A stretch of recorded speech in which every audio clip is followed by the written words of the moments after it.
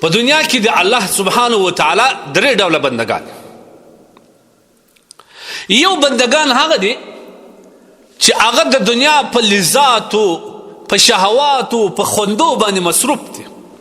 د دې هڅه دا چې څنګه دنیا ډېره کړم، د دې کوشش دا چې څنګه در ملکو ځان ورسوم، تجارت وکړم، څنګه په یو شي کې ډېر منافع لاسته راوړم، څنګه مال او دولت جمع کړم، څنګه بنګلې جوړې کړم، څنګه جایدادونه او مارکیټونه جوړ کړم، څنګه غټې غټې مځکې او جایدادونه رانیسم چې زما د مرګ ما بعد زما اولاد په راحت باندې.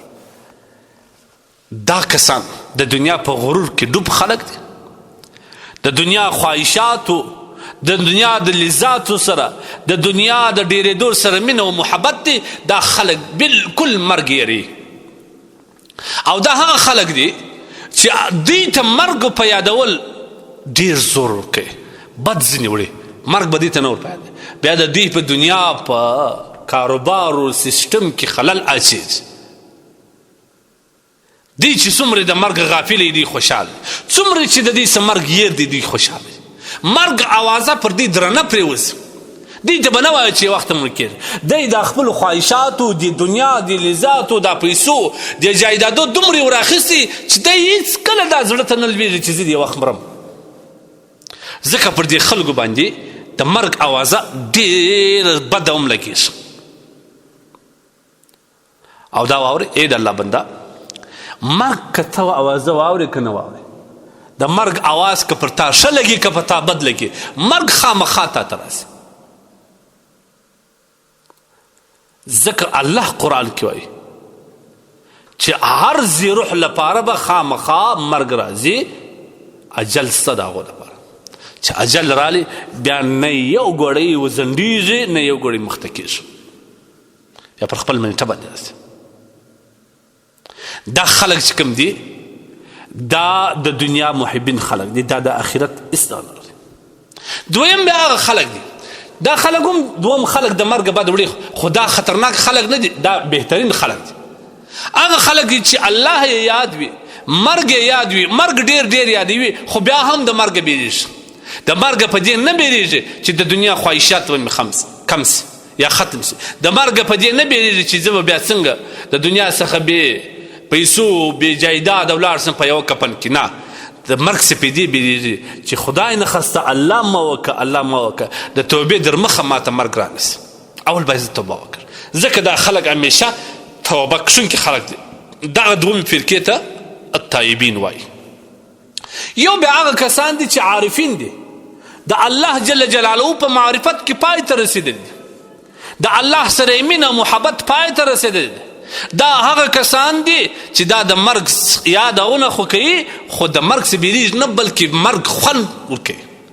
د مرګ د راتګ انتظار دي، د مرګ د راتګ شیبې څاري. دا نه چې دوی په مرګ خوشحاله دي، نه، دا واوره، دا هغه خلک دي چې د خپل رب سره مینه او محبت لري، او مرګ د الله جل جلاله یا د دې د محبوب چې خدای دی د هغه سره د ملاقات سبب دی. ځکه دی د خپل معشوق سره د لیدلو هڅه کوي، د هغه سره د ملاقات لیوالی. ځکه دی په مرګ باندې باک نه کوي، په خوشحال الله مې. اوس په دې درو کسانو کې موږ کوم کسان ته خپل ځان ته وګورو چې آیا موږ مرګ څخه بد وړو په څه شي په وجه؟ د توبې په وجه توبه مې نه ده کړې، که په دې په وجه باید نه ځینې وړو چې موږ الحمدلله د خدای محبین. موږ کې اکثره تر ما پورې هغه اوله طبقې والا خلک ډېر دي چې د دنیا خواهشاتو لذاتو موږ دومرې اخیستي چې مرګ موږ. او دا واري حب الدنیا رأس کل خطیئه، د دنیا محبت ته هرې ګناه جار دی. ګورې دا زما خبره همیشه زه ارزوم چې دا نه مانه چې دنیا کاروبار پرېږده، دنیا ګټه، پیسې ګټه، مینه محبت یې ځان ته مه اچوه. د دې مثال د کښتۍ په رقم، یو کښتۍ چې کوم ده هغه بغیر د اوبو ګزاره نشي کولی، رفتار نشي کولی. انسان بغیر د رزق، بغیر د دنیا، بغیر د کاروبار هیڅ ګزاره نشي کولی، یا به فکر کوي. لیکن د هغه کښتۍ ده، د هغه اوبه که کښتۍ ته دننه ننوتلې، دا کښتۍ غرق کوي. د هغه دنیا، د هغه کاروبار، د دې مینه او محبت که ستا زړه ته ننوتل، تا ختموي. بیا به هر ګناه جړ وي، درواغ به هم پتا وایي، غیبت بم پتا کوي، بهتان بم پتا وایي، حسد و بغض و عناد بم پتا کوي، رقم علامې به دغه دنیا بیا پتا کوي. لہذا د خپل ژوند سره د خپل زندګۍ سره مرګ ډېر یادوه. مرګ څه بد مه وړه. همیشه ماښام چې بېدېږه توبه باسه.